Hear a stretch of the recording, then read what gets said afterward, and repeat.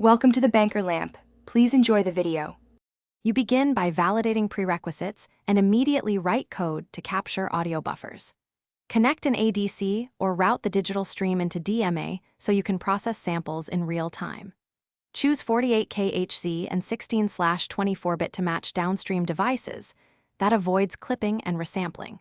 Once buffers flow, implement a fixed-point scaling routine rather than floating math on constrained MCUs to preserve performance. Make sure to reserve headroom and initialize gain variables to Unity so you can change volume safely. You now implement the core control loop that applies a programmable gain to each sample. Use fixed-point multiplies or SIMD intrinsics to maintain throughput. This is why many systems avoid per-sample floating operations. Once done, add a short ramp mechanism in milliseconds to change gains smoothly and prevent zipper noise.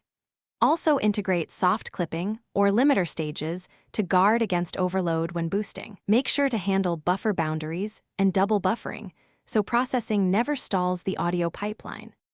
You finish by validating behavior across scenarios and exposing a safe UI control for users.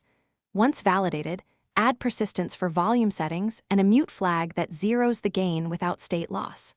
Also provide an API for programmatic adjustments with defined ramp times.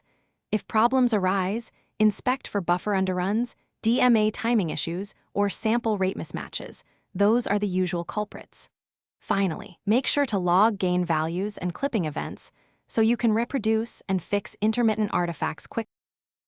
Thanks for watching. If this was helpful, leave a like and consider subscribing. See you next time.